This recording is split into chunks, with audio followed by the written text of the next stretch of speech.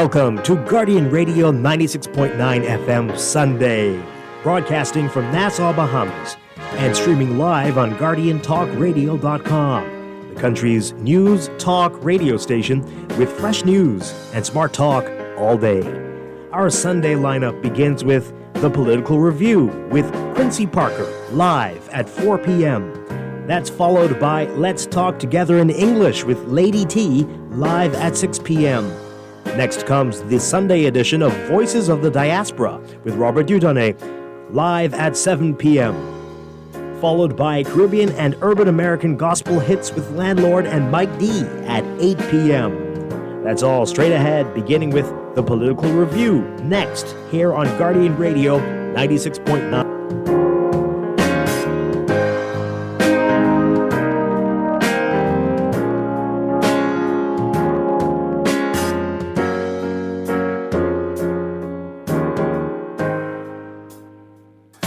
The views and opinions of the hosts and guests are their own and do not necessarily reflect the position of the management and staff of Guardian Network.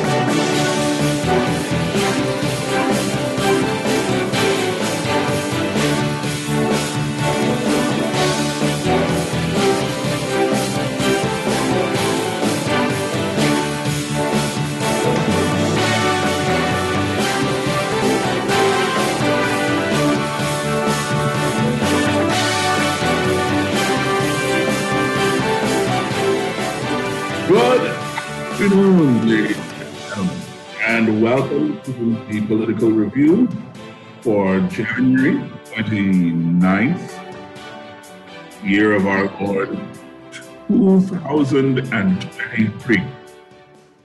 Sweet Jesus, where is time going? As has become almost de rigueur on our show these last few months, I find that I have come to you this week with an open heart and a clear desire to see you and yours move forward unimpeded by the detritus of 2022. Which was a tough year for a lot of us.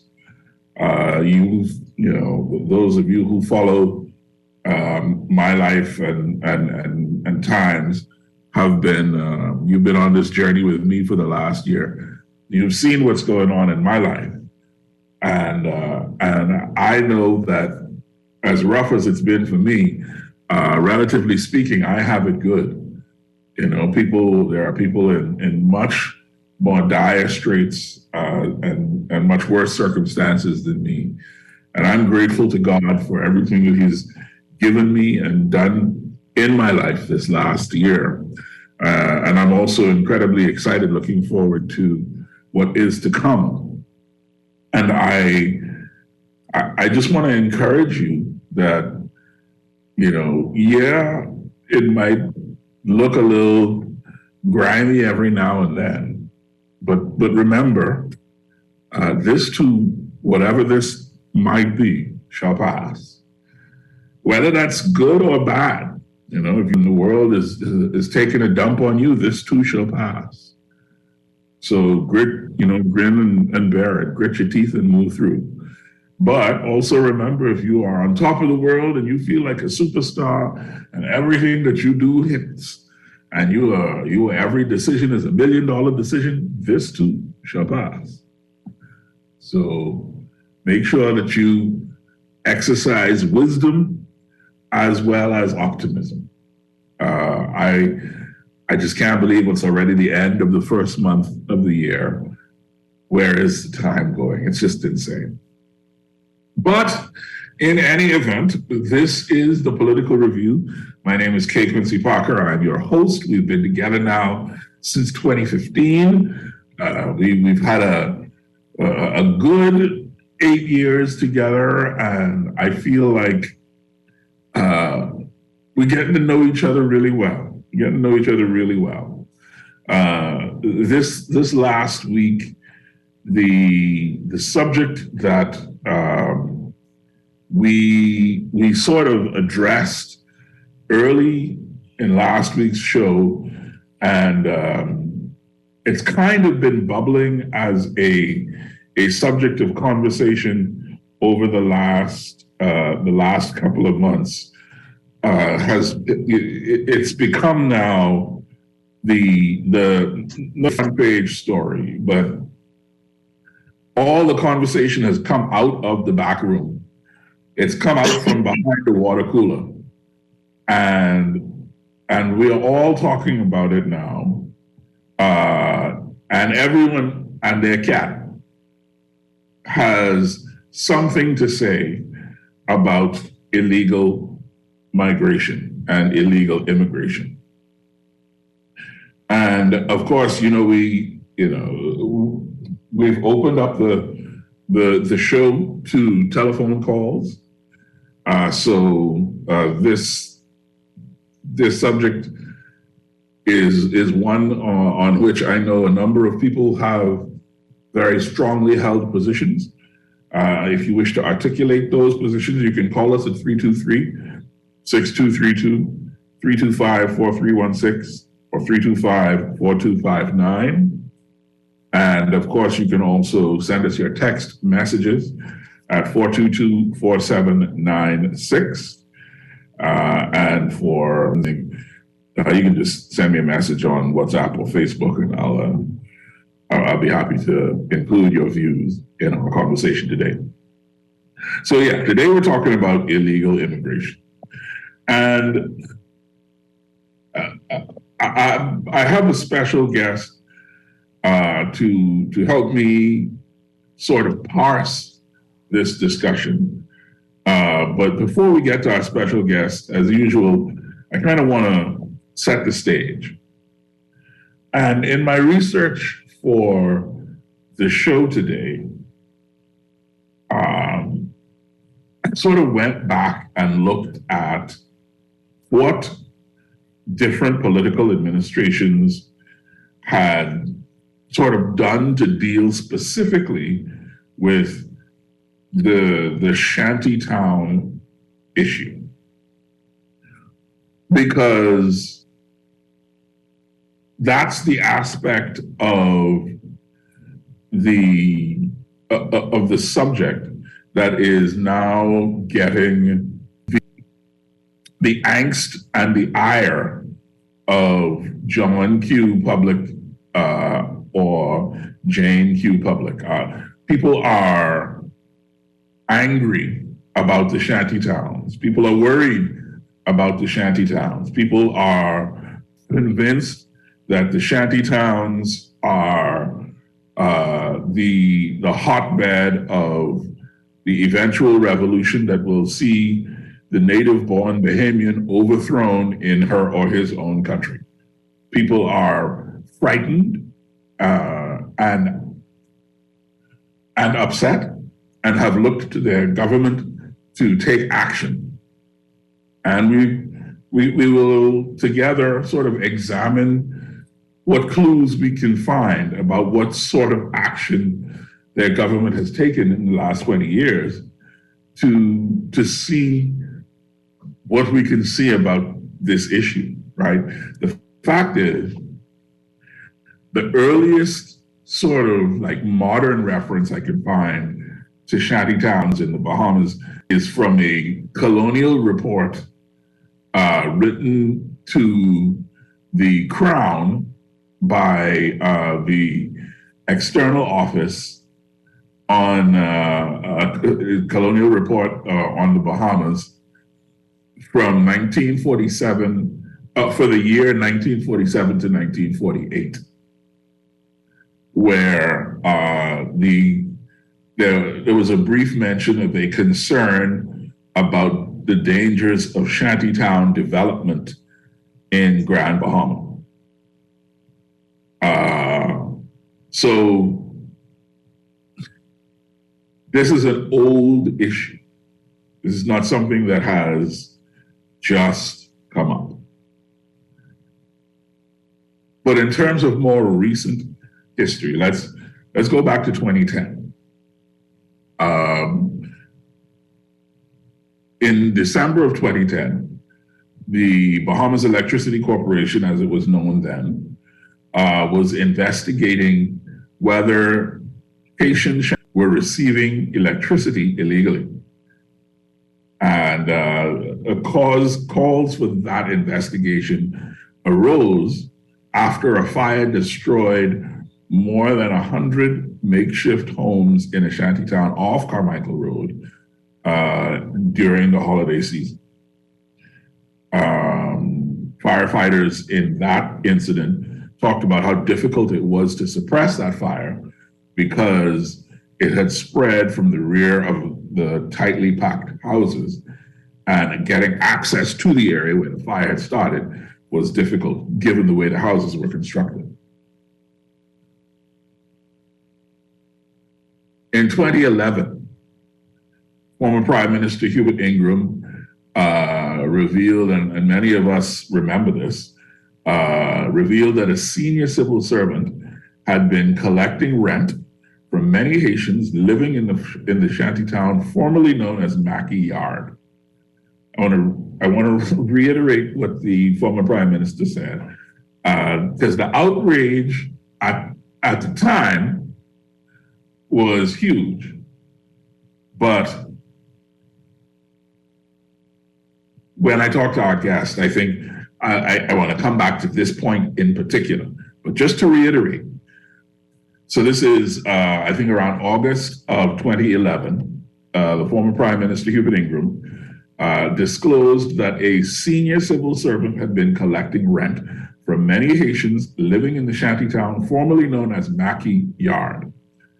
Ingram said at the time that the prominent person collected the rent despite the fact that he had no title to the land.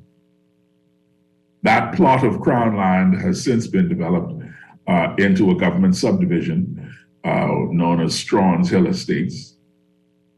And when you did, administration had at the time identified a number of what Ingram called squatter communities on New Providence, each of which he had said had attendant social problems.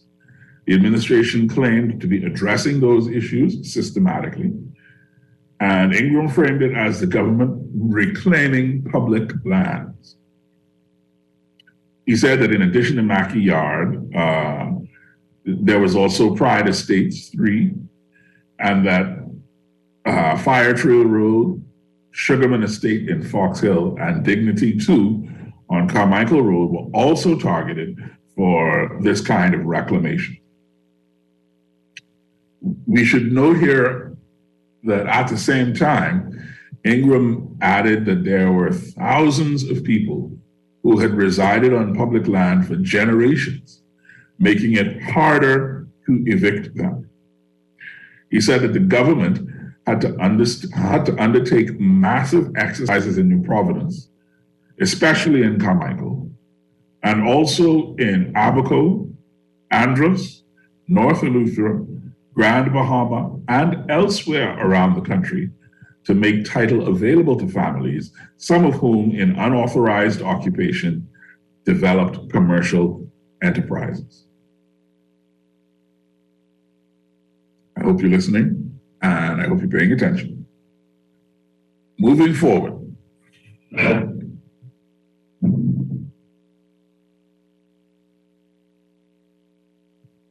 In November of 2012, the environment minister at the time, Cameron Dorset, revealed that the government had initiated an investigation into shantytowns to finally try to resolve the vexing issues.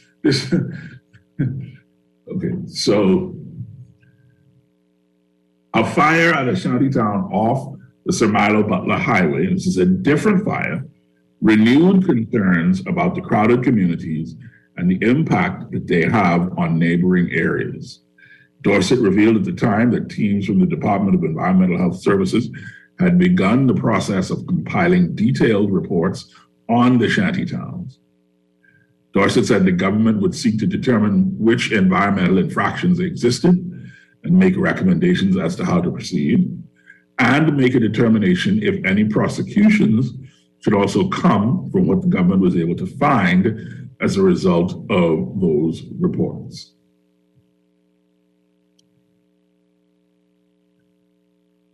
Of 2014, Prime Minister Perry Christie told the press that he was disappointed that a program had not yet been established to effectively address the issue of shantytowns. At the time, Christie acknowledged that successive governments had been slow to act on the proliferation of illegal communities.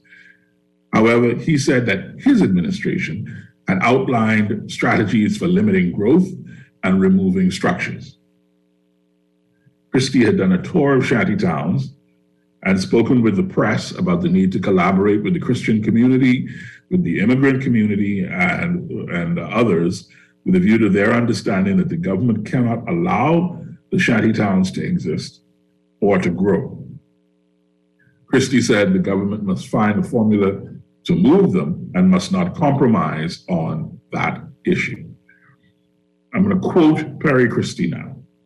Keep in mind, this is from August of 2014, Perry Christie speaking. The government cannot abdicate its responsibility to take the hard decisions. And the hard decisions that I admit to right now, one of them is being able to address the shanty towns that exist because governments have failed to do so. And I've resolved, and my government has resolved, to deal with all of the difficult situations confronting our country. All governments have been slow to act on this. We have now moved on it. We have identified what we have to do. We have discussed what we have to do. The Minister of the Environment has indicated a program of what we have to do. So you are going to see a lot of progress being made on that. That's what, end quote. That was Perry Christie from August of 2014. Flash forward to August of 2018, after the Minnis administration having created something called the Shantytown Action Task Force, led by then Minister of Labor Dion Folks, was stopped in their tracks by the much debated injunction issued by Supreme Court Justice Cheryl Grant Thompson, who blocked the demolition of the shantytown structures. And we've talked ad infinitum. So we don't really have to talk about that anymore, I don't think, at this point, except to say that keep in mind, the government has yet to address that injunction. In fact, that is something that is going to come up in our conversation in just a few moments. So today's criticism, now let's look at the status quo, is that the government is not doing enough to address illegal immigration, specifically the issue of the development and proliferation of shantytown. Of course, Prime Minister Philip Davis has defended his administration's approach, arguing that it's doing everything it can. He talked about the number of repatriations over the last year and the number of incidents of the Defense Force sending boats to intercept vessels and returning them over the last year, and so on and so forth. But one of the things that I picked up on that the Prime Minister said was, he said, if you speak to them, and by them here he is referring to the illegal immigrants, most of them, he says, are not trying to get to the Bahamas. They are trying to get to the United States of America. Now, we used to take that for granted.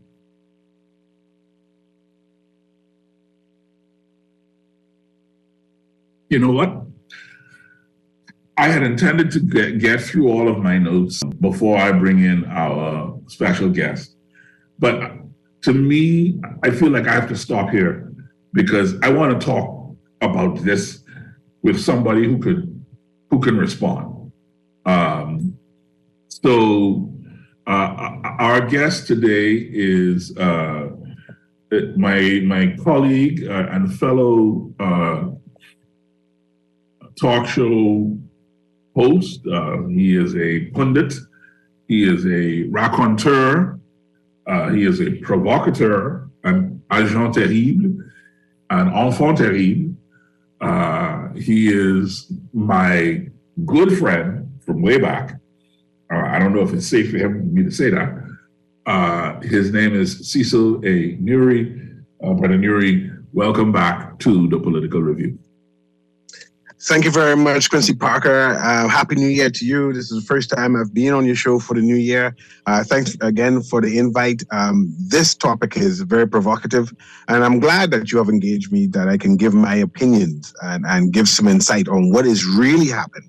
The Prime Minister said that his government is doing all they can do, and that should be resonating. This is as good as it gets, and that's what he said.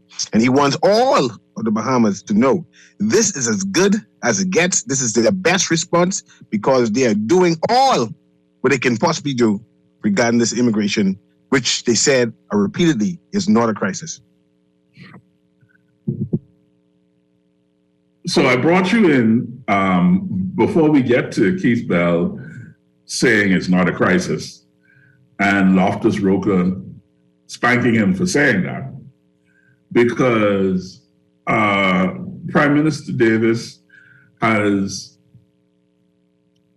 in my view, raised a question that I think is actually open for discussion and debate, because I don't know that it is true anymore, or that it ever has been true, to say that the illegals who are either coming to the Bahamas are in fact trying to get to the U.S. and not in fact trying to get to the Bahamas.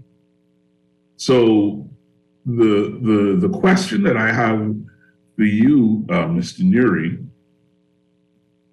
is number one, do you agree that that is so?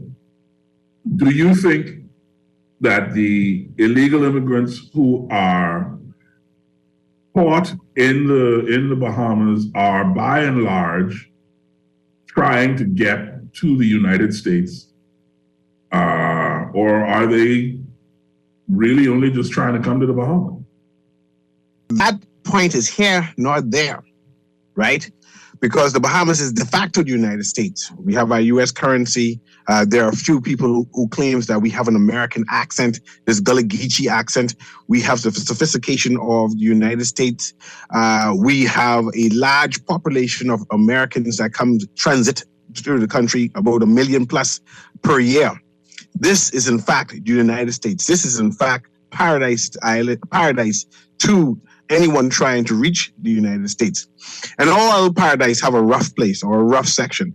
And if persons would want to distinguish the Bahamas from the United States, then let them say that this is the rough side of the United States, because we are ontologically Americans by sophistication, by class, and by the amenities that we do have. So if the immigrants were trying to traverse the rough seas to get to the United States, and they have landed into when they say you shoot for the stars and you land among the clouds, is good enough.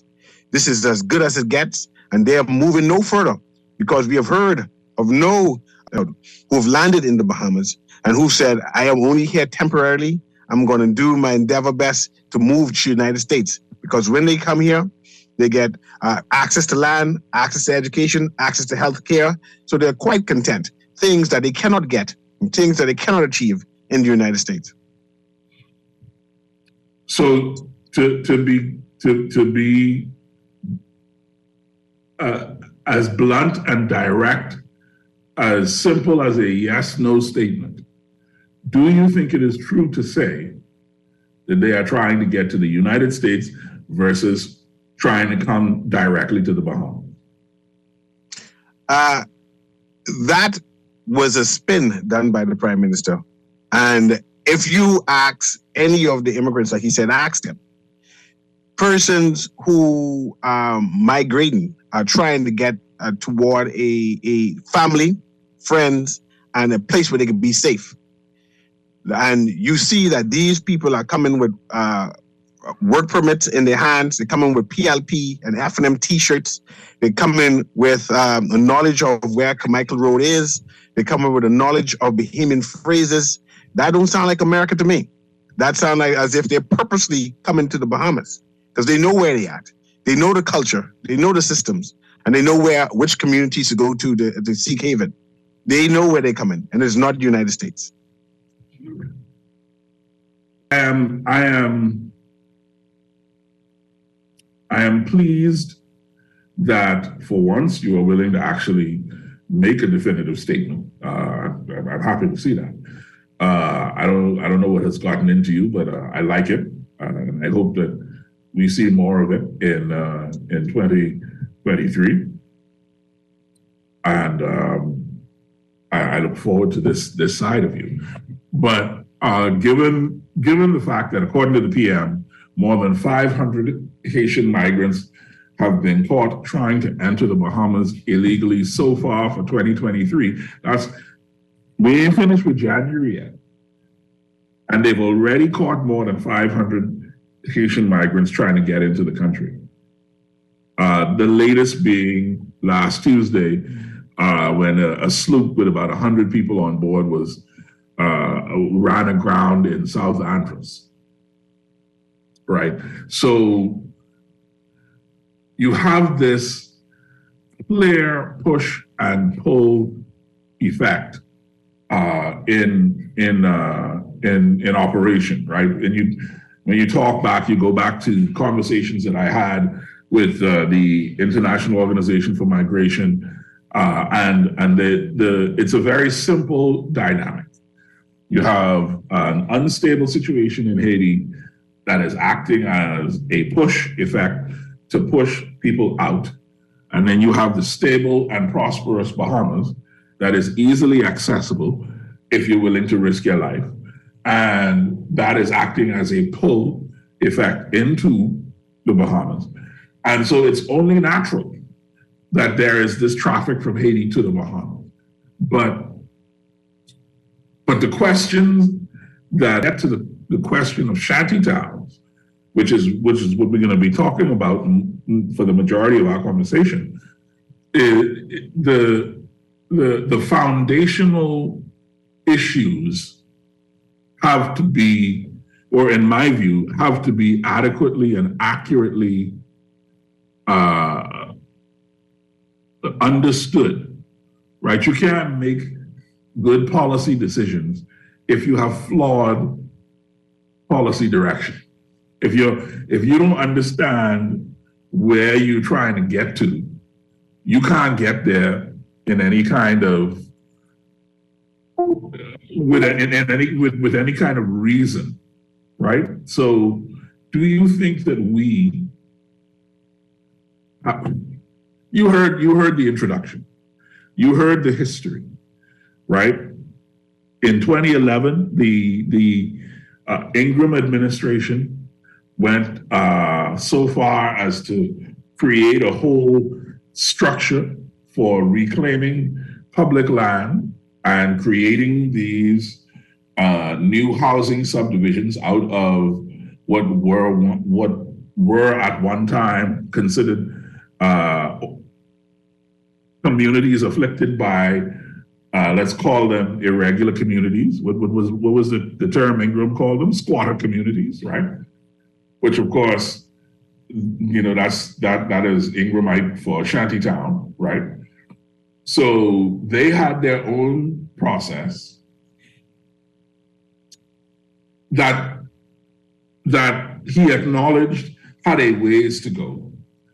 Then in 2012, under the new Christie administration, Ken Dorset talked about having initiated an investigation into shantytowns. This is just a year after the former prime minister talked about what their investigation into shantytowns revealed. So immediately upon coming to office, more or less, the Christie administration decided to investigate shantytowns after the Ingham administration had already investigated shantytowns. And then 2 years after having investigated shantytowns, Perry Christie is saying directly and on the record that his administration had failed to effectively address the issue of shantytown. He tried to paint it in such a way that everybody failed, not just me. But he did acknowledge his own failure in that regard as well. And then you move forward to the Minnis administration, which created the Shantytown Action Task Force, who once again investigate shantytown. So that's 3 successive administrations where they're investigating shantytowns and what to do about shantytown. And now you come to the Davis administration, and they are creating an interministerial committee with 4 ministers in the cabinet who once again investigate shantytowns and figure out what to do about shantytowns.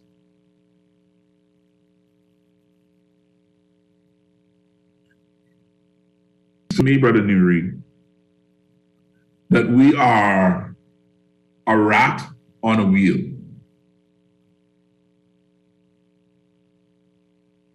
Your thoughts? I love that analogy. I would have used hamster instead of rat, but rat seems more menacing. But we're being played with. The Bahamian people are being played with, and we need to acknowledge that when we consider whether our government is doing a good job. Clearly, our government is not continuous. We tend to start over. And we start over knowing that if any new administration or if the same administration comes in, that they too will start over. This is a vexing problem. The major issue is not necessarily them pretending that they're doing something, which is a vexing issue. The major issue is now that there's an injunction in place, and they allow this injunction to continue uninterrupted without inquiring when the due date. And that too is festering and becoming pus-like and oozing pus, and to the point where the entire leg may have to be severed in order to deal with it. And we seem to be lost at solving this. Perry Christie, the former prime minister, may have been the most honest in his approach by saying that they failed at it. They failed at it, and he blamed all administration for failing at it, and it's a failure by Bahamians at large. We seem to be overwhelmed by this problem. We don't know what the solution is, and we're not prepared to deal with it. And so it comes full circle again, and it's going to start over, and we know what the conclusion could be. We know what the conclusion will be, and it seems as if Bahamians are satisfied with that conclusion. And that conclusion is, we ain't about the shanty towns, and we ain't gonna do nothing major about the immigrant issue that we're having. I see that this administration is bragging that of the large number of deportations they give. But when you break down the deportations and ask where did they got these numbers from, you found that the majority majority were persons, immigrants that were interjected on the sea, given to us by the American Coast Guard to deal with, to have our expense and to deport. And that few numbers are from exercises from their immigration department where they intercede, go into shanty towns, detain, and have a judicial action and then deport. Few of that number is that. So when they brag that they're doing something, when they brag that they're doing a good job and that they need to be recognized, we see that is not true. When you analyze the number, it is not true.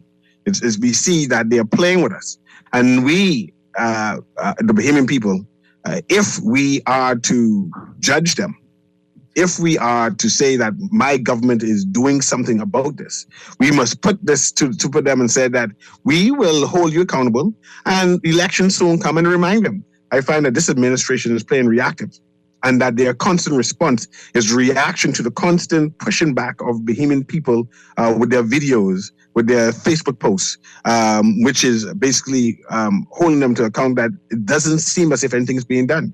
But in truth, they're not being forthright with their information. In fact, they're being reactive instead of being proactive with this immigration issue. But let me ask you a harder question, right? The thing is that politics is easy, right? Politics is only as difficult as you want to make it. Because people tell you what they want. They tell you what they want. They tell you what they want you to do. They tell you what they want you to say. They tell you how they want you to behave.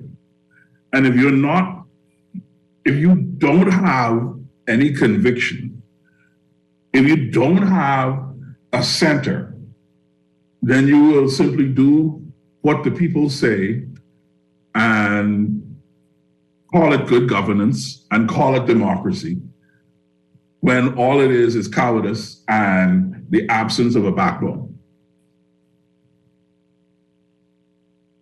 I don't think that our governments genuinely believe the Bahamian people want this issue dealt with.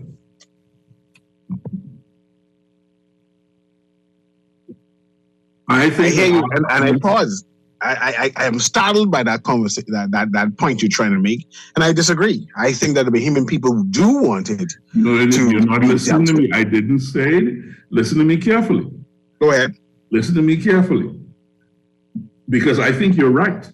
Right? What I said was, I don't think that the government, as in the political parties that have traded the government back and forth between them for the 20 years, I don't think that they believe the Bahamian people really want this issue dealt with. I think that they believe that the Bahamian people are satisfied with a raid there and some conversation, but no real change. And I think that is a mistake that they make, but I honestly believe that that's what they think.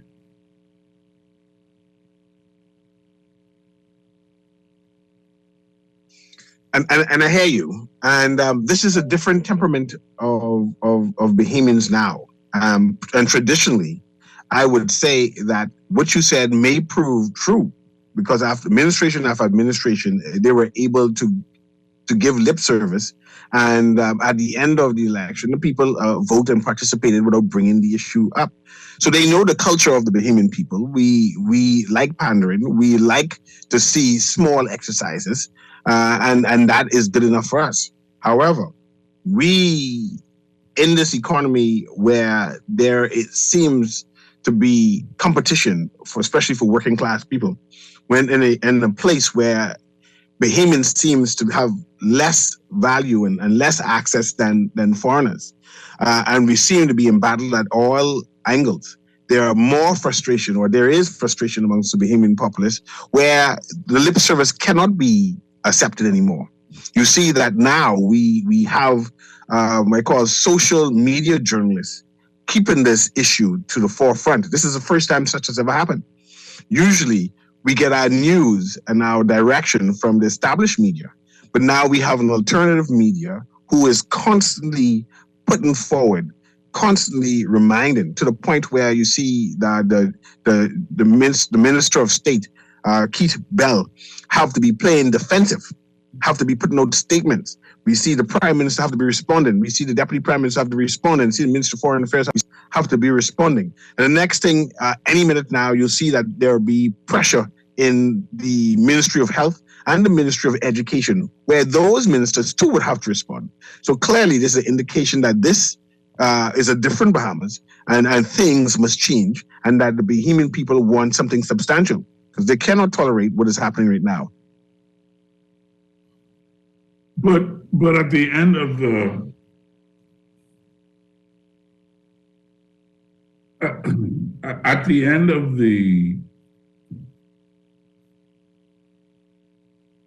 of the day, right? Isn't it true that, take John Pinder, right? John Pinder II, the Member of Parliament for Central and South Abaco. Okay. Not former Labour leader John Pinder. The Conky Joe German. Right. So he is making the kinds of statements that you and I would normally associate with a fringe actor like Lincoln. Right? He's talking about the fact that in Abaco, they are in danger of losing the Bahamian identity. I want you to hear, I want you to think through with me, Cecil, the ramifications and implications of a white Bahamian from Abaco saying that the Bahamian identity is at risk because of this issue.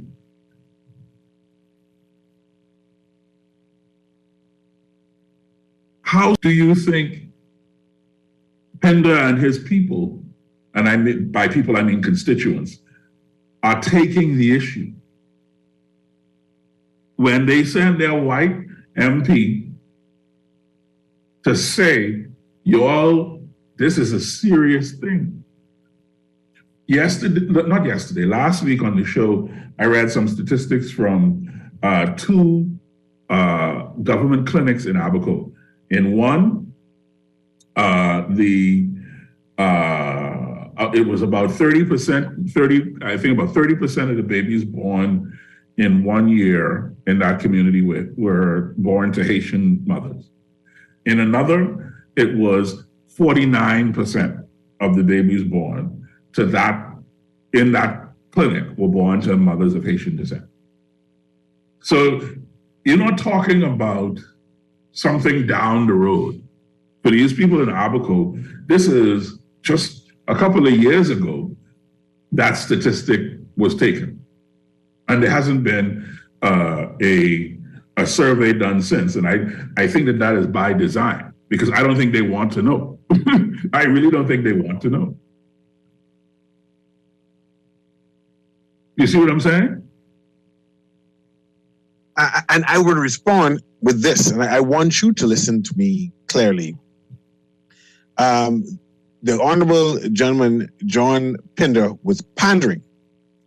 He is not expressing the true feelings of his constituents. He is expressing the fear that his job is in danger if he doesn't react. I'll say this, I quicken to say this. Abaco is a family island with a local government. It is people of Abaco. The truth is, they can solve the issue internally, similarly to how Long Island has solved their issue. If he is sincere with his commentary, he can make a general announcement to Abaconians and say, we are no longer hiring those who are not documented. If they live in shanty towns, we are no longer hiring them. they can solve the immigration problem overnight but if one he more, appealed to them.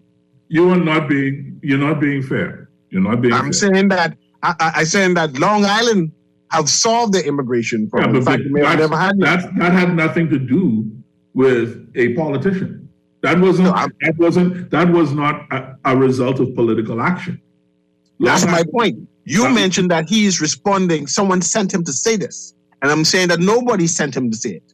The people of Abaco did not send him to say that. He decided to say that because it was politically expedient to make it believe that he is on their side and he is not a part of the for lack of a better word incompetence of this administration. But in truth, he's a part of cabinet. He knows what is happening. He's in the prime minister's office. In fact, he has direct line to the prime minister. If any decision or reaction to the government, he's aware. Right? He can appeal directly to cabinet, but he is making the play as if he's outside of cabinet, he's outside of power, and that he has to wait. He's as if he's a mere MP, but he is not. He is comparable just as this government, and he's trying to separate himself from it. Part of the problem. He's a part of the problem because he can use his influence locally and solve their issue.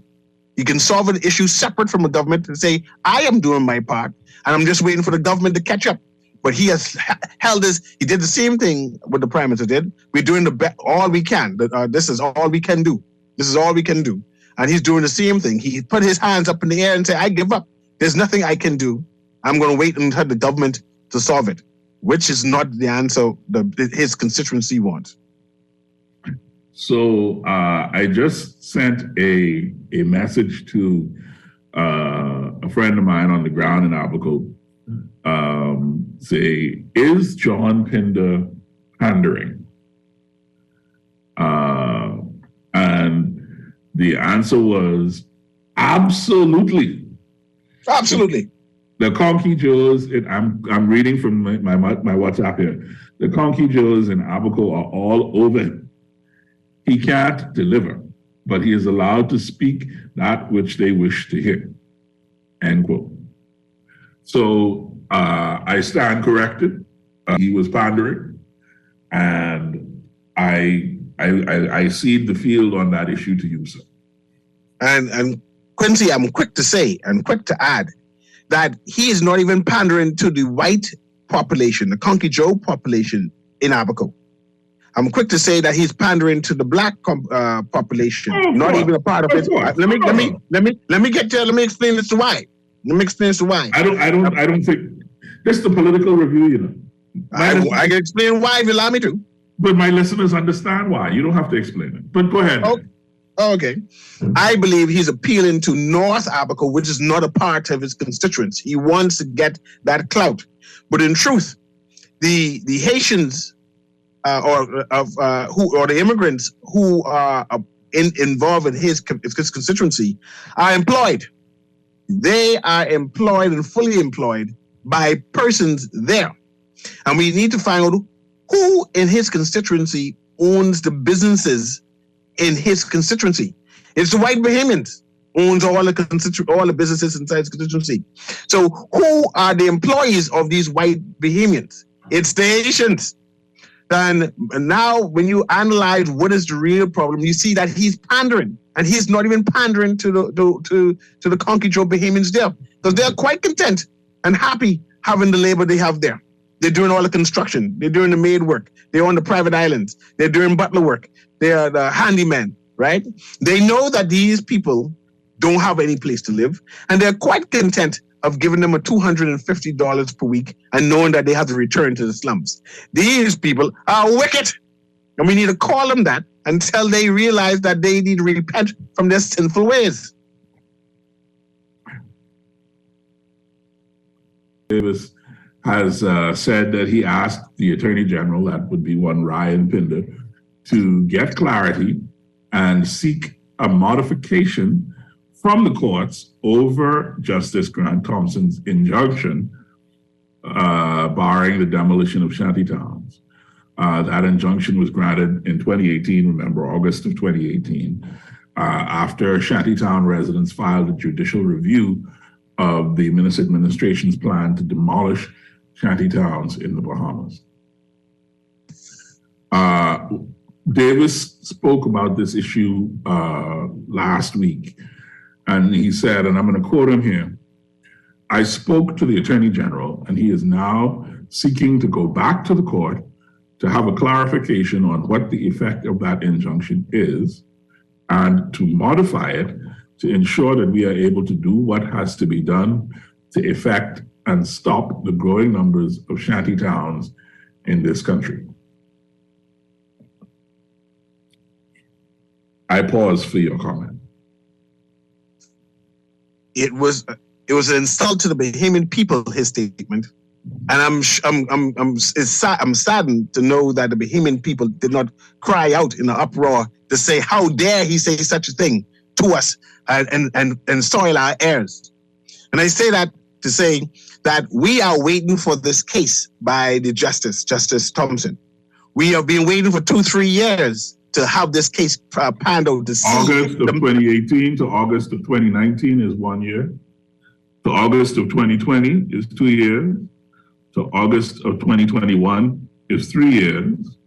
To August of 2022 is 4 years.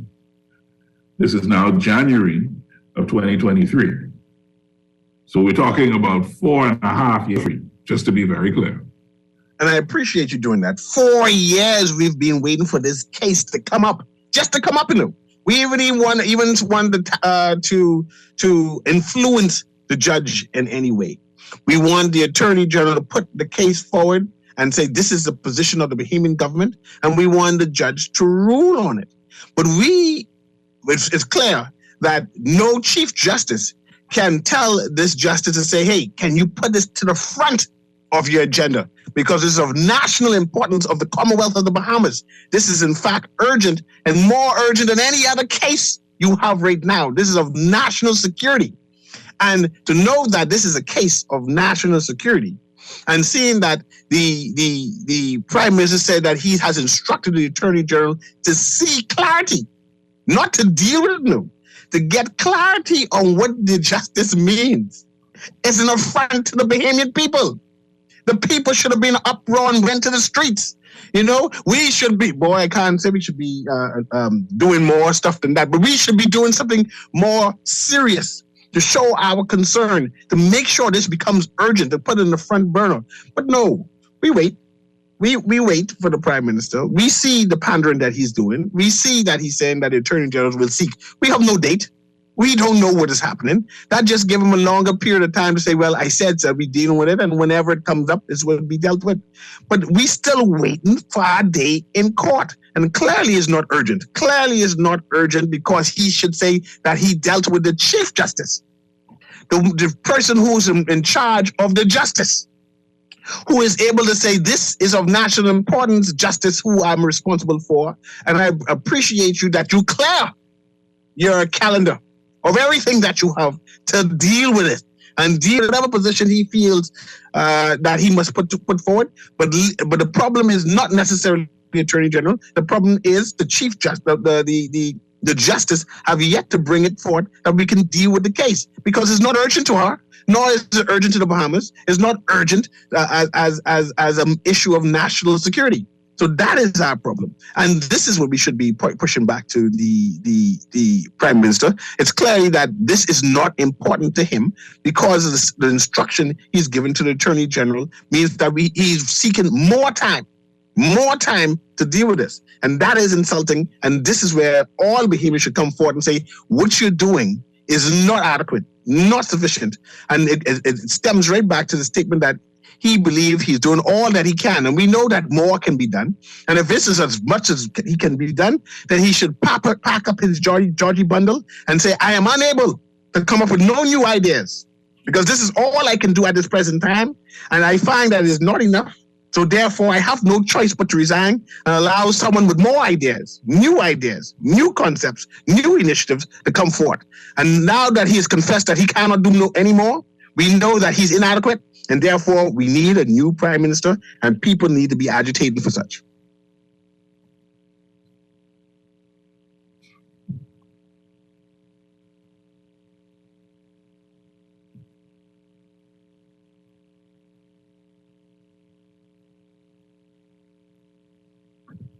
Thank you, sir. I just wanted to let that resonate in the environment for just a moment or so.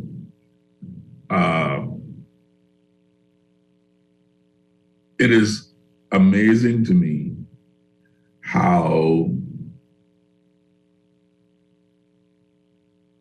sometimes seem to take for granted that Bahamians are incapable of thinking their way through situations, seeing things as they really are, or understanding the subtleties of some of the things that are going on.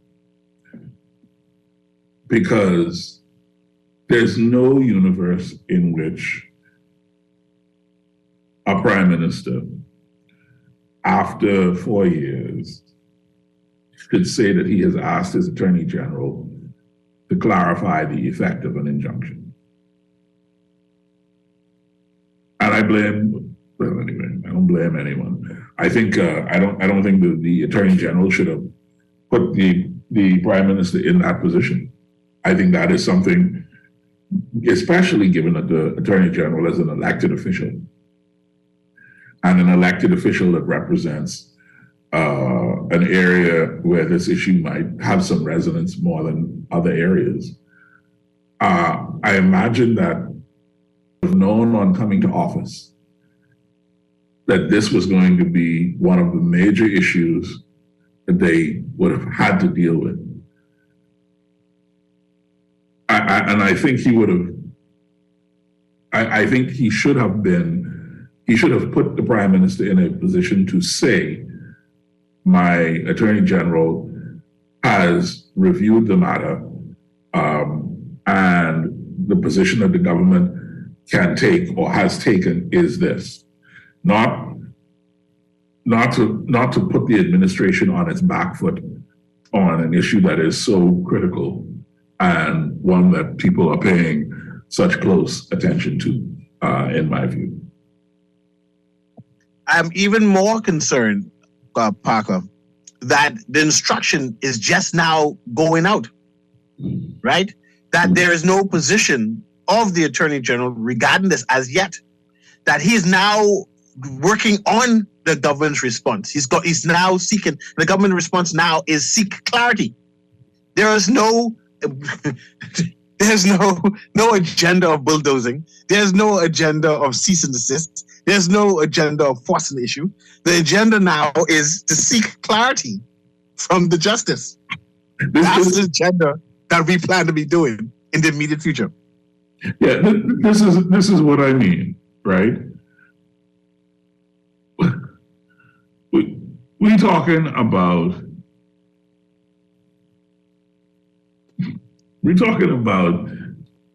one of the most talked about, campaigned upon,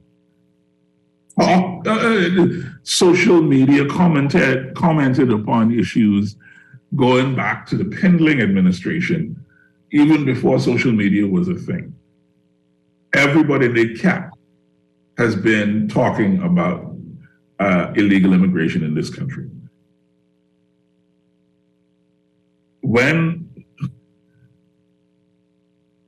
I don't think that they seriously believe that we as an electorate care. They cannot believe that we care because they're not acting like they believe we care. Do you understand my point? I understand.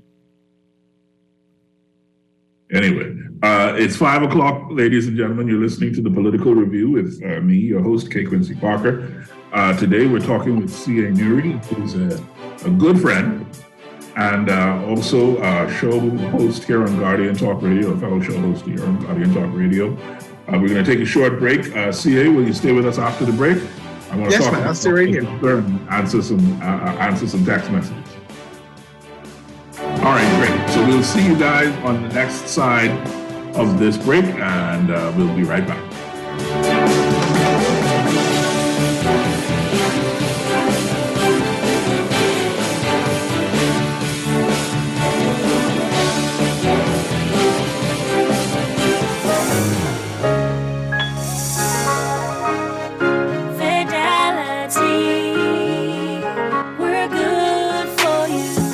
your business is in-store, on the go, or both. Let Fidelity work with you to maximize your customers' payment option so that you never miss a sale. It's safer than cash and more convenient so that you can take your business anywhere.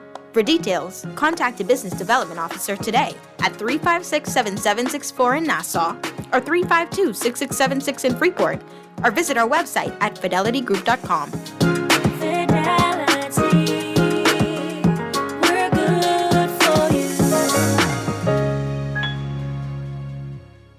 With over 25 years in business, nothing says commitment to our people, culture, and service like Rev. And this year is no different. We will continue to elevate your home experience for you to create and share memories for years to come, while keeping you connected to the people and things you love most. Our pledge to provide quality service each year remains true. Rev is made for you.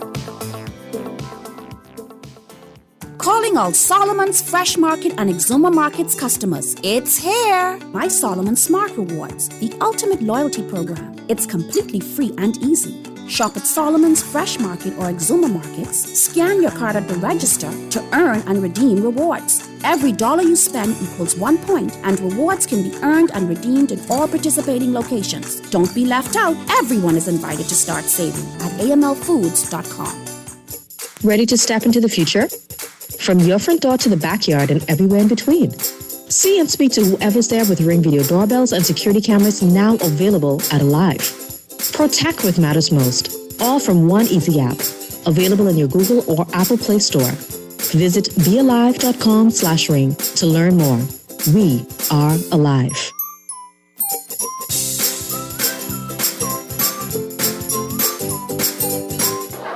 Have you taken a look at the... Too busy.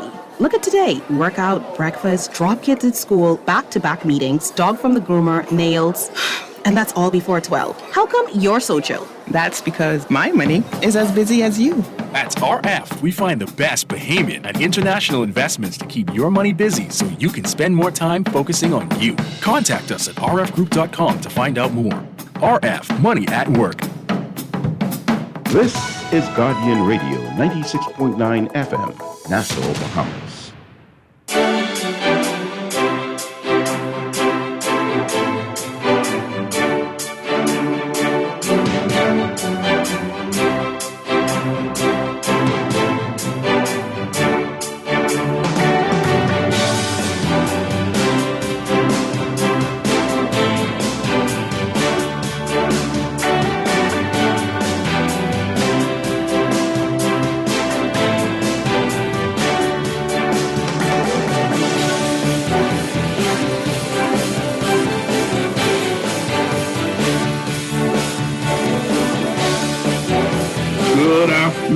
And welcome back to the Political Review with me, your host, Quincy Parker. And today it's shanty towns and illegal immigration. And we are talking about these somewhat vexing issues with my fellow Guardian Talk Radio host and longtime colleague and associate, Mr. C.A. Nuri. And Mr. Nuri and I were just discussing before the break the unfortunate circumstance of the Attorney General only just now being instructed to find clarity from the court on the Supreme Court injunction preventing the government from demolishing structures in shantytowns. It seems a little late for that, but is it true to say better late than never, Mr. C.A. Nuri? No, it is not true to say better late than never. And a reason why I say that is both Hubert Ingram and Perry Christie has enunciated that the situation has become difficult because there are generations and upon generations who have been living in these shanty towns, which makes the government moving them near impossible. We now having Bahamians. When I say Bahamians, persons who have gained citizenship, persons who were born in the Bahamas, persons who are second and third generation Bahamians who have been living on shanty towns for 20, 30 plus years. That means it's going to be a challenge to say that these people must be told that they will be forced to come off these lands. It'll be a challenge. So every year we wait and tarry on this adds to the frustration on what will happen in the future. I'm quickened to say this. I've been listening to a news report out of India, and I repeat that part, out of India, which was giving commentary about in the Bahamas and whether the Bahamas is being overwhelmed. And the Indian lady who was trying to quote various statistics said that, according to statistics that she has, she said that there are 10,000 persons or living, 10,000 persons with status, 10,000 immigrants with status who are living in irregular communities, which means shanty towns, in the Carmichael Road area. Not throughout the whole Bahamas, no. In the Carmichael Road area itself, there are 10,000 immigrants with status, documents to be allowed to be in the Bahamas, who are living in shanty towns. That means our government gave these people status, documents to be in the Bahamas, knowing fully well they have no place to live. They are, in fact, responsible for what is happening regarding the shanty towns. They are adding to it. They're adding to the frustration. They're comparable to the frustration and the legality of what is happening. And I quicken to say that they are part of the problem because work permits continue to be issued out, and they're being issued out to persons living in irregular societies. And if that is true, the problem is more vexing than we think, because the same persons who are supposed to be protecting the gate, who are supposed to be policing the gate, is the same people letting the people through in order to break our laws. And if that is the case, then we seem to be fighting against the tide, that eventually this tide is going to overwhelm us and submerge us, and there's nothing we can do.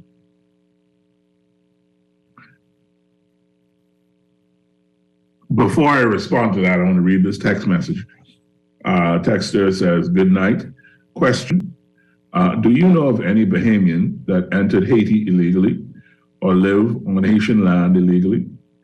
If you were born here, be thankful and enjoy yourself, but stop promoting illegal activities. Right is right and wrong is wrong. We cannot do it anywhere else or really help ourselves." Thank you, Texter.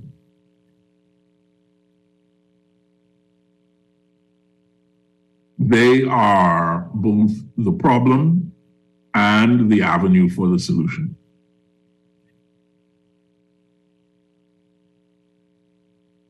Because this hesitation, this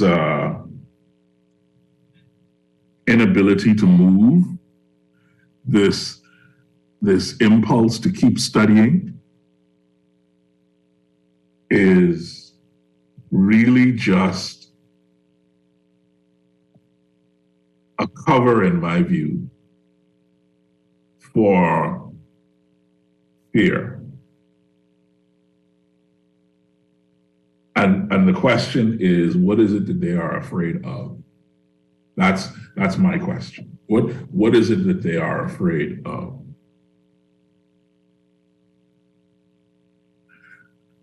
So I love The Guardian has an interesting relationship with these first generation PLP ministers, people like Loftus Roker and George Smith and Mackey when he was alive, and these other people. And former Immigration Minister has made some public comments that I think are interesting and worth considering in this arena. He says that there's no sense that the government is placing a strong enough focus on the illegal immigration problem. And he chided the current minister, Keith Bell, for having previously declared that there was no crisis, even as the situation was clearly worsening. He lashed out at Bell, saying that Bell doesn't know what he's talking about.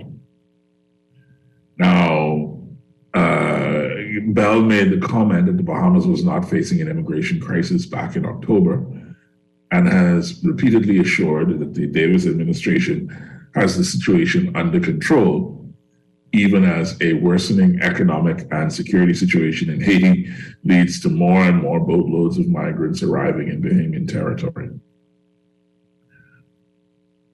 I believe that Bell was trying to draw a distinction between a problem and a crisis. And we've seen in Bahamian politics the danger of not wanting to call something a crisis. Minnis got burned for it, and I think it's clear that Bell is going to continue to pay for that for as long as the public remembers it. And Loftus Roca put it very clearly and plainly. He said, everybody thinks there's a crisis, except, I'm quoting Roca now, talking about Bell. We're not serious, but you're going to see other people take over your country. It's not only the Haitians. Our immigration policy is bad. You got other people who are going to take over your country. Unquote. Referring to Bell, Roca said, quote, he's not in this world. He's out of this world, if that's what he is saying, because 99% of Bahamians believe we are in a crisis. 99%. So if he's saying we are not in a crisis, then something is wrong with him. He must be on the moon, unquote. Roca is concerned that the approach taken towards the problem is too lax. Before we get into his concerns about, his legit concerns about immigration policy, I wanted to get your thoughts on Roca. I mean, he comes from a much older generation of politician than somebody like Keith Bell, right? He doesn't play the game the same way that someone like Keith Bell would. And Keith Bell is a former police prosecutor. He didn't grow up in politics, so. But what do you think of what Roca had to say? What Loftus Roca had to say about Keith Bell? First, we need to analyze Keith Bell, and then we need to analyze the term crisis. Keith Bell, player. He is not a rogue like how Loftus Roca would have spoke out and challenged the leadership of Salinden. Keith Bell understands the role of what is a politician and being a party man. The position that Keith Bell has taken is not a position of his own. It's not something conjured by him of his own demise. It is the official position of the Progressive Liberal Party, the official position of the government. No one has come out and corrected Keith Bell to say, I'm sorry, Keith Bell, this is in fact a crisis. In fact, the substantial minister has echoed it. That is not a crisis. Now we're going to analyze what crisis means, right? Crisis would dictate, the term crisis would dictate that all resources of the government has to be employed. that when the prime minister lists, he just lists a list of 3 or 4 things that he'll be concentrating upon, which would be crime, education, and the economy. You notice that immigration was not a part of it. If it was a crisis, immigration had to be a part of it. There would have had to be numerous exercises done. But because it's not a crisis, because they're able to manage it, because it's not an urgent issue, they're able to do the bare minimum, the minimal action towards it. So this is not a one-ton, out of the blue statement by Keith Bell. This is the official policy position of the Progressive Liberal Party government. And we must accept it as such. And do not blame Keith Bell for saying such, because he's only repeating what they have concluded in the cabinet. You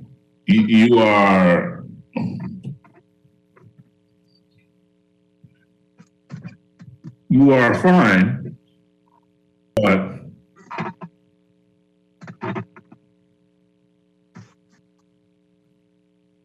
is there a difference then, or is there a distance between the administration and the voting public on this issue?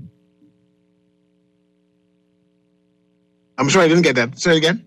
Yeah, so I agree with you that Keith Bell is playing the role that he's been assigned. I agree that he's a team player. I agree that he has put forward the position of the administration. My question is, how far apart, if at all, do you think the administration is from the electorate on this issue?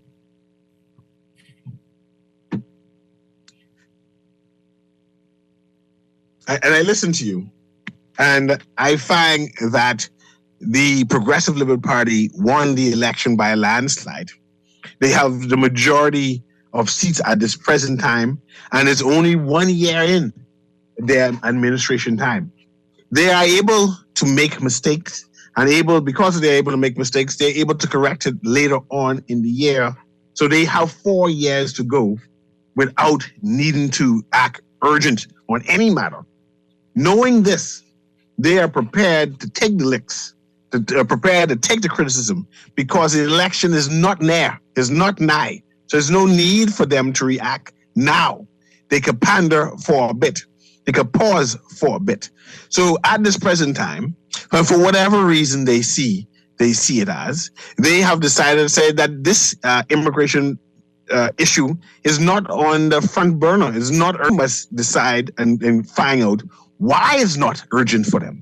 What is stopping them from enacting more than they're doing?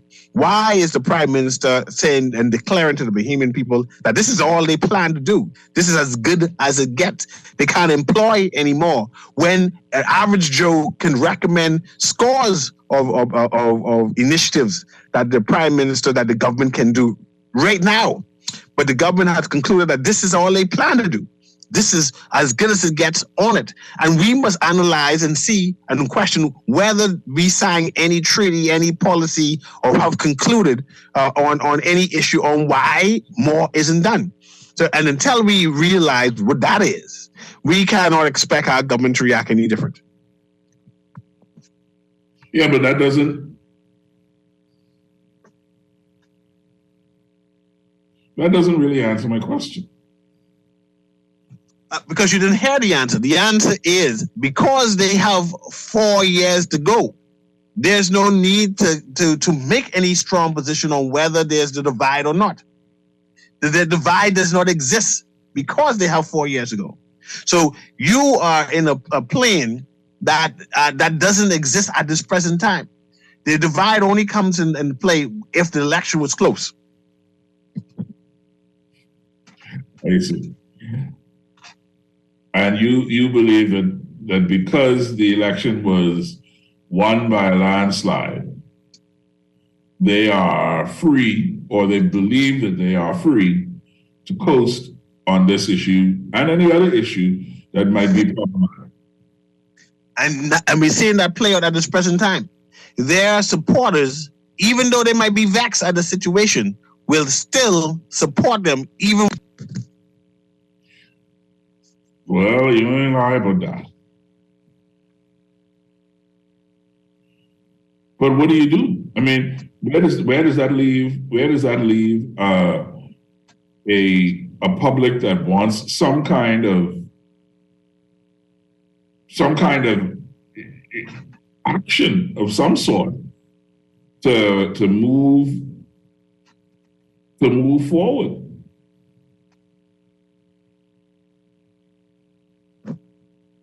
It was a rhetorical question. I was going to say, yeah, it's not a rhetorical question; it's a real question. I find that this administration is very reactive. They're responsive to criticism. They're responsive to the angst of the Bahamian public. They will react and they will respond to this issue if the Bahamian people continue to push. But they are betting that in time, this issue will die down and we will concentrate on the three things the Prime Minister has declared that he's planned to concentrate on, which will be education, the economy, and crime. If we are content with dealing with those three, if the Prime Minister is able to brag about those three, that means the immigration issue is not important. And this will die down and they will say, see, this is what we've been pandering for, or what we've been saying for the last 20 years. This is the same thing that Ingram did, the same thing that Minnis did, the same thing that Perry Christie did. And it all proved to be that eventually the Bahamian people will forget. They'll say that we're working on it and they'll be satisfied with that. That is the same response this administration will give. We are working on it. And every statement that is being issued out is, see, we are working on it. And that'll be more likely that is good enough. And the Bahamian people will be satisfied with that. They are banking on that is the response of and the temperament of the Bahamian people. And whether or not they are banking on it is not quite the question that I've asked you. The question that I've asked you is, are they right? It's a different question. It doesn't matter if they're right or wrong. It matters to my conversation. It matters that they are in charge, and right and wrong is subjective. And the idea is they can declare that they are working on it, and it's up to us to say that we are content with what they say, and that would make it right or wrong. Once we said we are content, so we will determine whether it's right or wrong with our response to the declaration of the government. You are a very intelligent man, and you from time to time you argue quite well. But I think this is one of those situations in which an argument is not what is needed. What is needed is clarity of position, right? The reason that I asked the question is because at present, in the political arena, there is a view that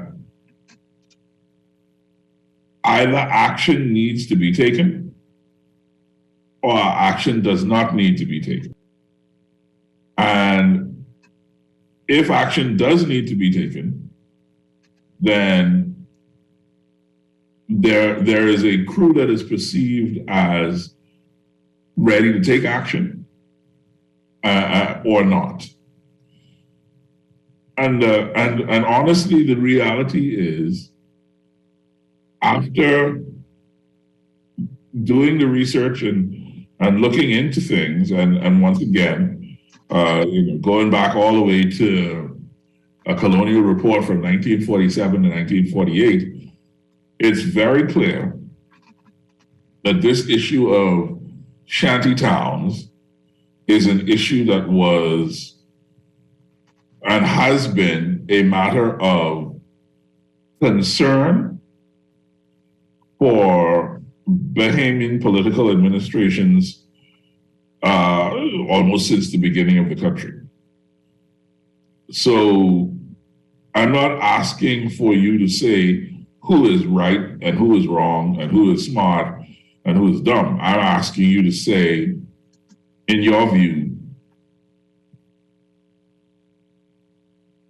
are they right to ignore the issue in favor of whatever else they think the Bahamian people will be interested in seeing or seeing them tackle? And I respond to you again that they can respond like how they are able to respond. And because they're able to respond like how they respond, that is why they respond like how they respond. So you are asking for a black and white answer when this entire situation is gray. And because it's devoid and they're able to get away with their current response, there is no right or wrong response.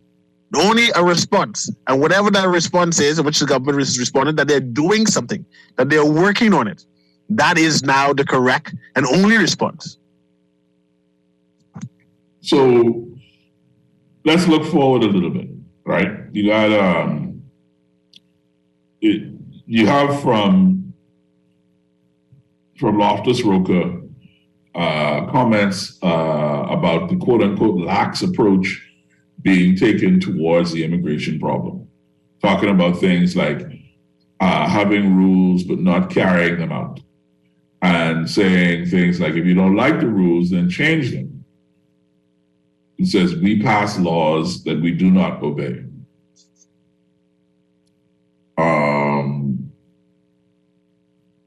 I'm going to quote him here, asked what he thought a country like the Bahamas can do in the face of the daunting challenges in Haiti.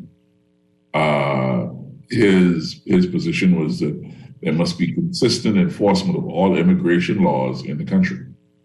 He says, and I quote, we have millions of dollars spent on Defense Force boats.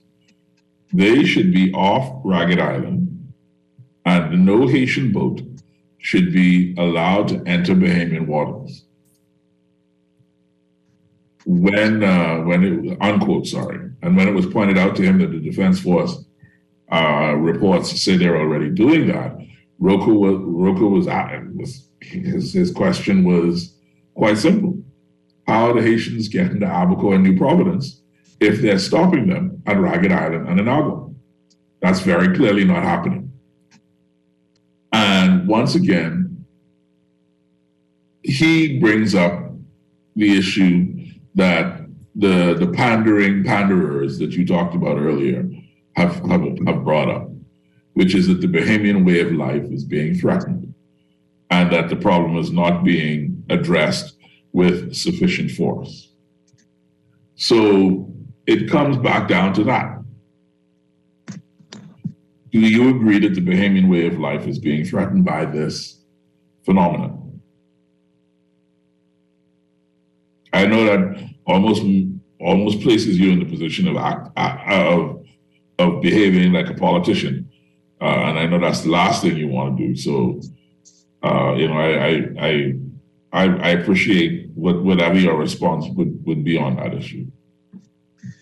Culture is dictated to by regular Bahamians, everyday Joe, in general, not by politicians. The idea that Haitians,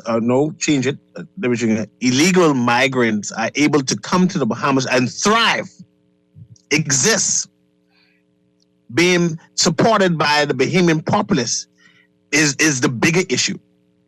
If we are hiring illegal immigrants to work for us, we are the problem. If we are buying produce from illegal migrants, we are a problem. If illegal migrants are coming to our hospitals and enter into our schools, we are the problem. If we are renting housing to illegal immigrants, we are a problem. If we are selling cars to illegal immigrants to drive, we are a problem. The problem is not necessarily the government. The problem is a Bahamian problem. The problem is a cultural problem. And the problem exists a nation that will take advantage of the poor amongst us. And we have persons who are willing to take advantage of Haitian immigrants, and because of that, they're able to stay here and thrive. Because it's impossible, I think. It's impossible for we to see people coming out of the bush, and into to the main road, and we don't stop to say, "Hey, immigration! I just see a group of 12, and it's impossible for them to be living in the bush. It's impossible for the immigration office to be giving out work permits for people who live in the bush. It's impossible for job sites to be hiring and having people work for them who live in the bush. It's impossible, but we have it.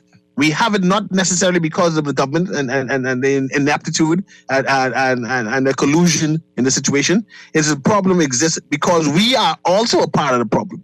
We thrive and make money off this economy. So when we say that, and I think this is why the government tarry, when we say we want it to be dealt with, we mean every other Haitian except Mangs, we want to be deported. And until we move from that mindset, the problem will continue. Man, I'm tired of hearing that. I'm tired of hearing that is what we mean. And I think that's lazy. I don't think that's true. I just think that's the laziest way to say it. I think Bahamians are willing to give up, quote unquote, for the sake of their quote unquote patrimony, are willing to make whatever sacrifices are necessary. You disagree? And I disagree. One of the solutions I've recommended to the government that we can do immediately to solve this immigration issue is to have a national ID instituted where every person living in the Bahamas needs to have an ID. And this ID is for residents. And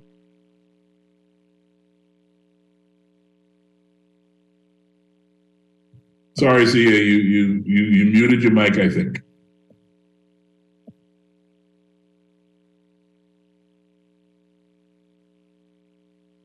CA, you muted your microphone. Quincy, you just unmuted it so we can hear you now. Go ahead. I'm saying that one of the issues that we need to address is to institute a national ID where persons cannot traverse on this road without having a place to live, without having some kind of document to be here. With that, we can know who all is in the Bahamas and solve the issue of this migration problem, because we don't know who is here from who is not here and how they're able to thrive.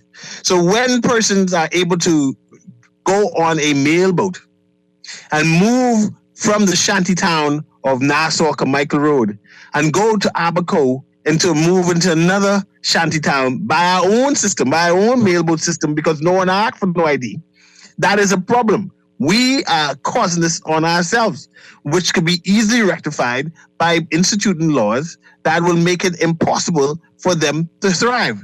But we are in a situation where they're thriving. So at this present time.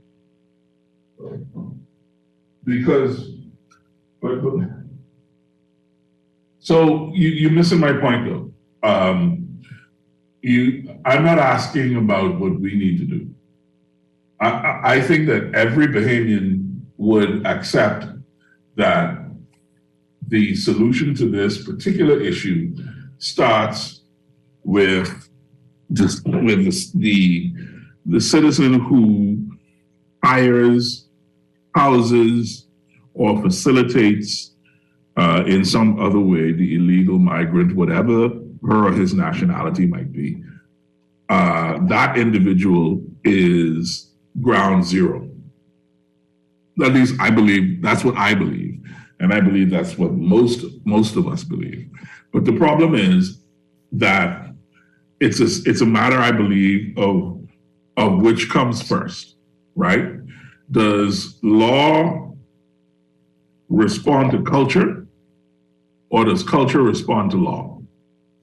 Well, we know the quote is law dictates the culture. That cultures can be overwhelming, but the law manipulates culture that it forms a new culture. So perhaps we need to institute new laws and the culture will automatically change because of it. But if law dictates culture, pardon me, then isn't Loftus Roker right? Right? Loftus Roker says we have these laws that we've passed that we do not enforce. We have these laws that we do not obey. And if law dictates the culture, and the passage of those laws ought to have been in some way more impactful than it has been. Do you not agree?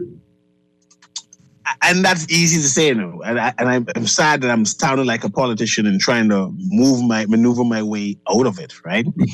But until I find out why our government, and when I say government, I mean the various administrations, has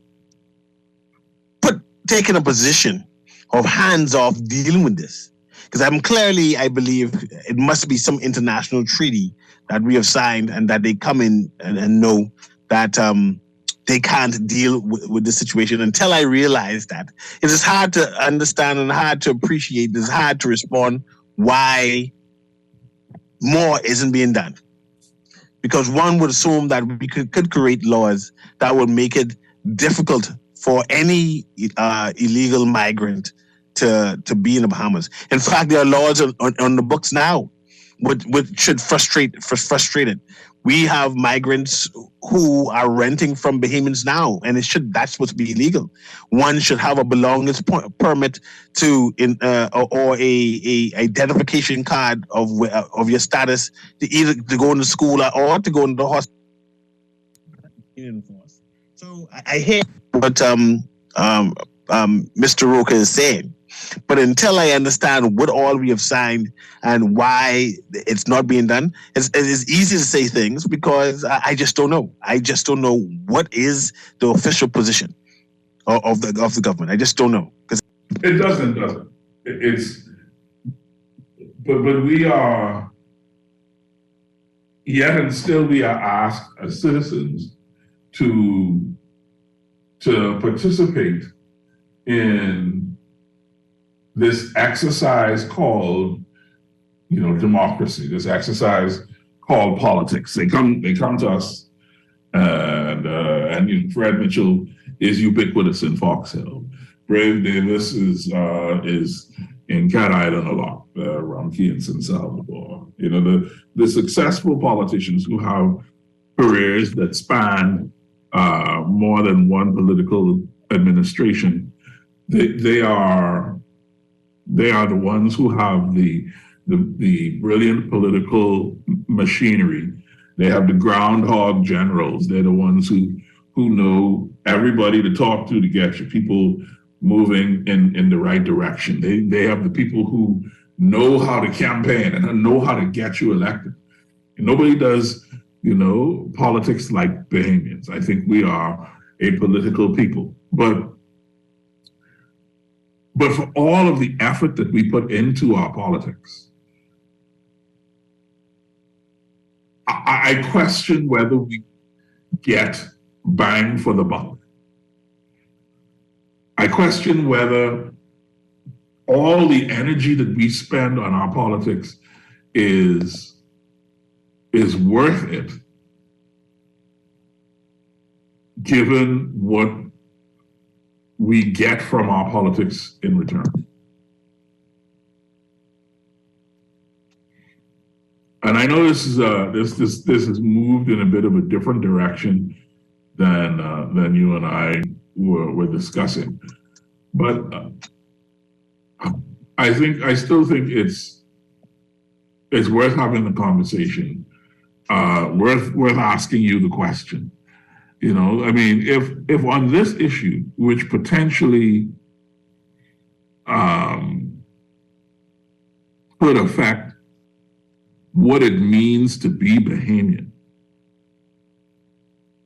this issue where your national identity is potentially put at risk. In this, what is the point of our politicking if it doesn't make a difference? And I see you mentioned national identity, and you repeated it several times. And I don't think the masses of the Bahamas can appreciate what you are saying, knowing that the Bahamas has been birthed out of so many different people, and that our identity has come about the influence of different people. So when you hear the term that the fear-mongering that our national identity may change, when in fact our national identity is built upon and historically built upon. We know that Junkanoo is our premier cultural expression, and we now see a large number of first, second, and third generation Bahamians in the midst of the Saxons, the Valley, and all the other groups. And that the culture, the mainstream culture, has been adopted by clearly is unfounded. But we see that now, and this and being devil's advocate, Haitian spaghetti has been adopted. Griot has been adopted by the Bahamian populace, but that doesn't change the need that that conch salad is our main dietary food of choice, right? The culture of the Bahamas being changed slightly is nothing to be afraid of. So I hear that narrative, but the narrative should be about policing, should be about law and order, and not necessarily about culture changing, because culture changed automatically with the movement of people.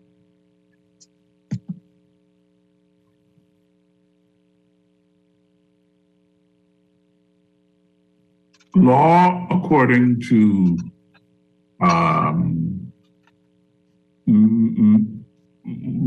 some writing and some studies, law ultimately is intended to change society peacefully. So the law is intended to work on society to curb and change behavior, but traditions and culture often clash with the law. And in this situation, I think we have a perfect example of where our traditions over the last 50 years have come into direct opposition with the laws that we've passed. It's one thing to say that our culture is Grecian melting pot. Yes, our culture definitely has antecedents from all over the place. There are people who are we don't have to go through the long list. But I think it's very important to appreciate that there are Bahamians who have Haitian heritage and that heritage is not from the poor Haitian immigrants who are fleeing on these sloops that are held together by prayer and duct tape and flour bag. But our Haitian heritage also includes the rich Haitians who migrated to the Bahamas to get away from Papa Doc, right? So we're not, I don't think anyone is saying that we are not a culture that has antecedents.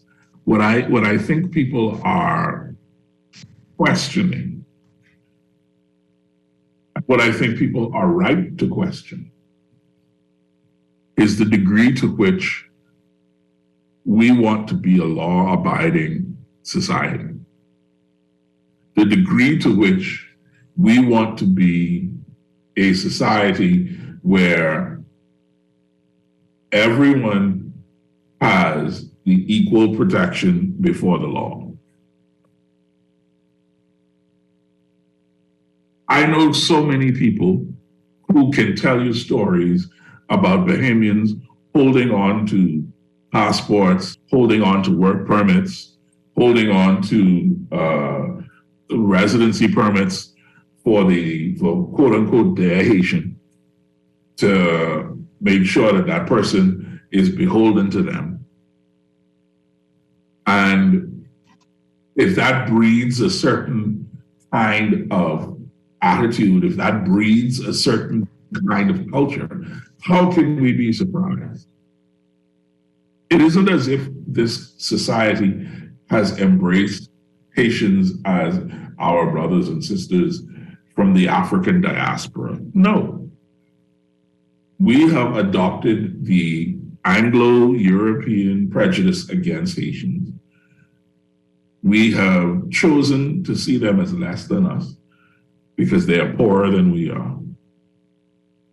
And we have chosen to see them a certain way and to treat them a certain way because it makes us feel better about ourselves. And that is all there is to it.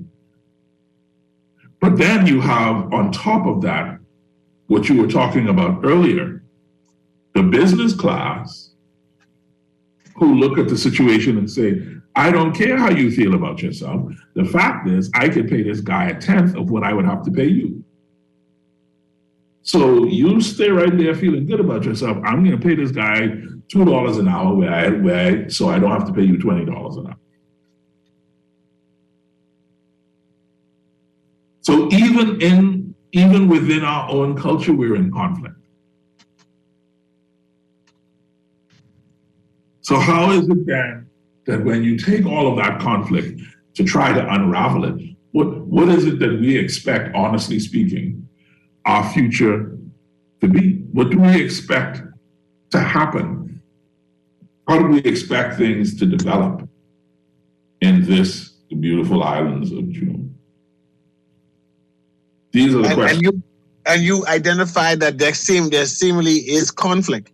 And I think that our government has acknowledged that there is conflict. I think that our government acknowledged that they are sponsored and have political donations from the business class. And the same business class, which they are mostly a part of, needs a particular type of labor here, and they're taken advantage of. So as they try to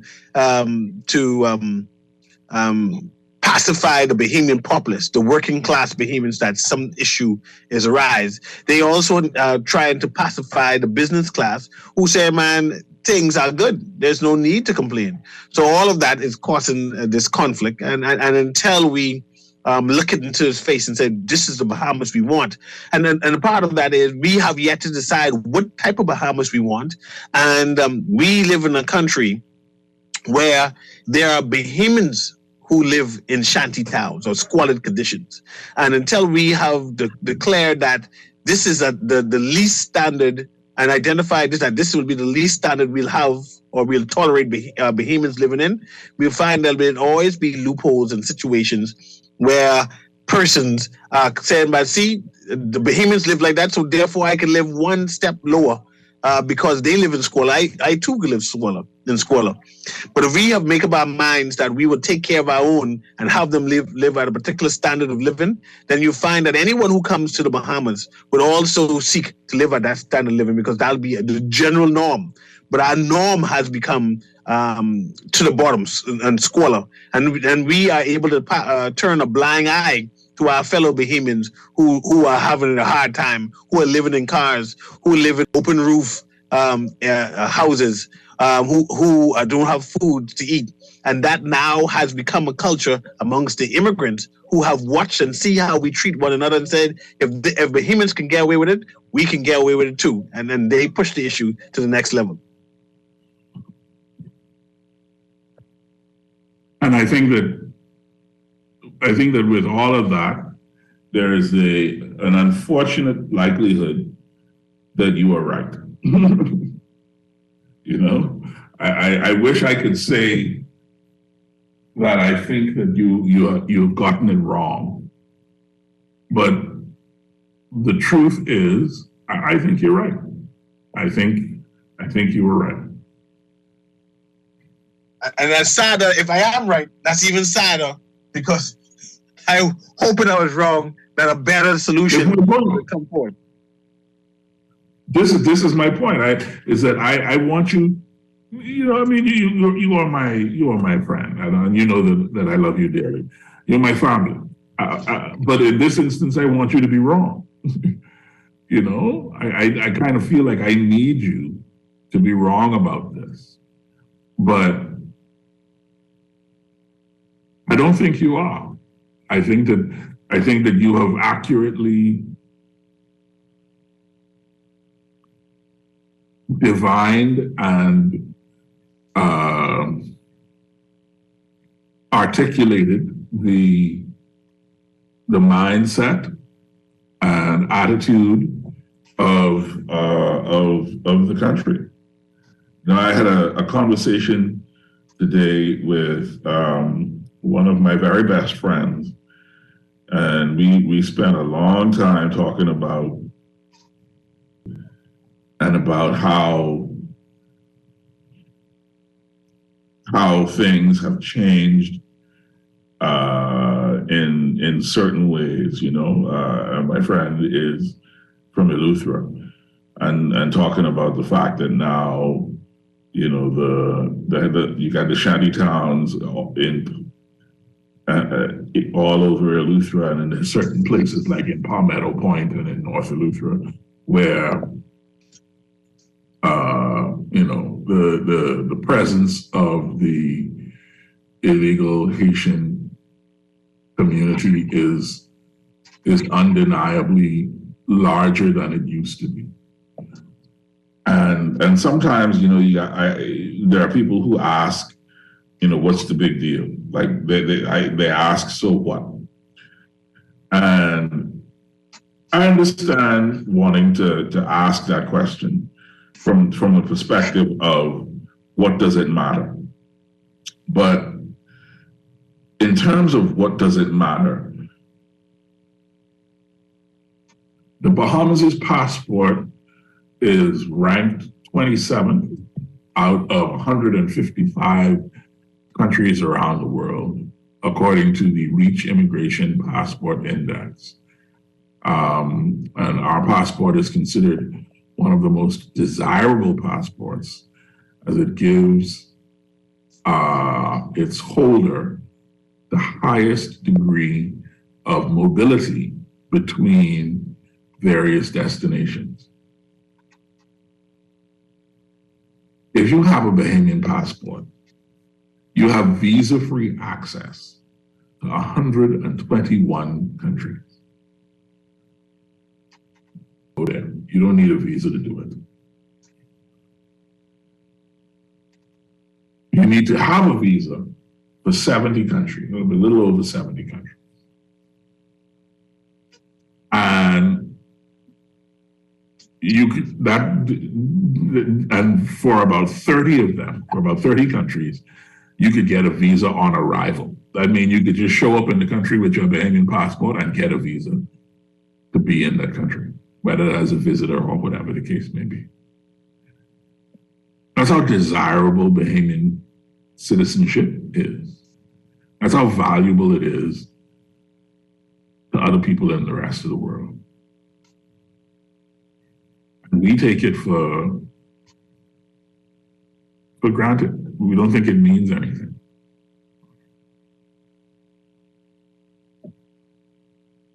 But it does. It means something.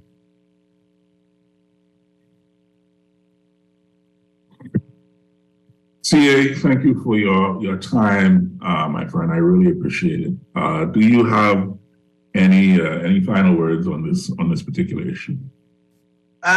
Yes, and thank you very much for the invite. And this question will continue, and this issue will continue to haunt the PLP for the next 4 years.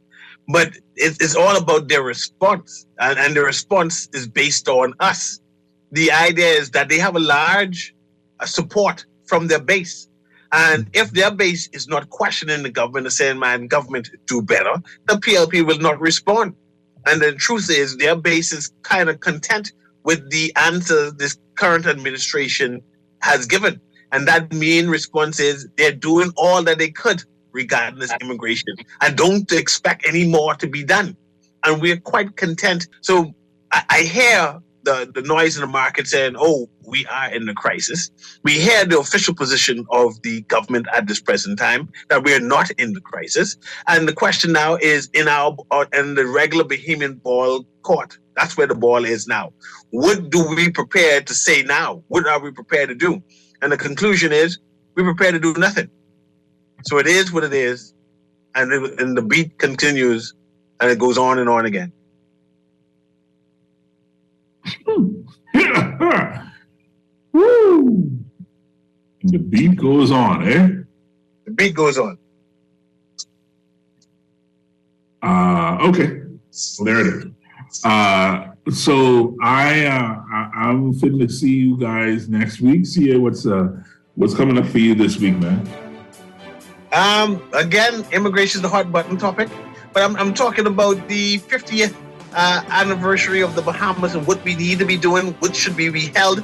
We're waiting on that calendar of events. I see Grand Bahama is doing some things, but they're not listed on the calendar event. So you're sitting back and saying, what's happening? But I expect a grand celebration for the 50th anniversary.